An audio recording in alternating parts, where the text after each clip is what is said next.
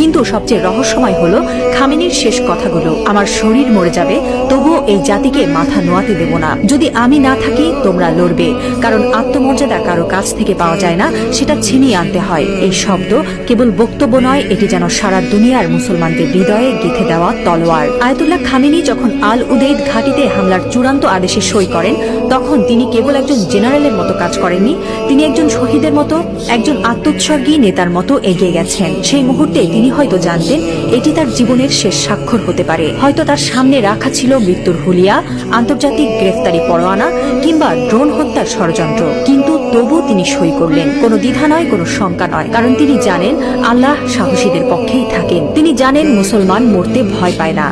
যারা আল্লাহর পক্ষে থাকেন তারা জানে মৃত্যু মানেই পরাজয় নয়, বরং আত্মত্যাগী বিজয়ের শুরু। এই একজন মানুষ এখন আর কেবল ইরানের নেতা নন, তিনি হয়ে উঠছেন সারা বিশ্বের মুসলিম উম্মার প্রতীক। একজন বিশ্বাসী, একজন অটল মুজাহিদ, একজন সাহসী পিতার মতো তিনি বলছেন, আমি থাকি বা না থাকি তোমরা লড়বে। হ্যাঁ মুসলিম উম্মাহ, তোমরা মাথা নিচু করো না। লা ইলাহা ইল্লাল্লাহ, আল্লাহ ছাড়া আর কোনো ইলাহ নেই।